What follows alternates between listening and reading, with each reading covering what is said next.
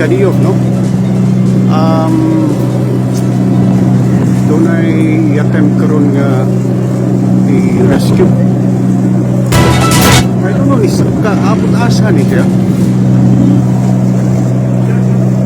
Ini ang kuha ni Ramil Ayuman kinsa sakay sa usa ka fast craft nga mihunong aron matabangan ang lalaki nga nakit ang nagutaw-utaw sa dagat nga sakop sa Bohol kagahapon sa hapon.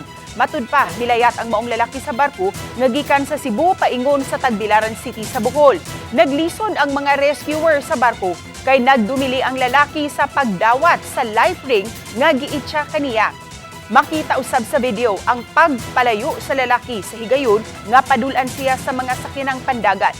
Ang mga sakop na sa Coast Guard luon nga misakay sa gamay nga bangka ang naka-rescue sa lalaki. Anaa sa luwas nga kahimtang ang maong lalaki. Samtang gisusi ang rason kung nganong miambak kini sa kadagatan.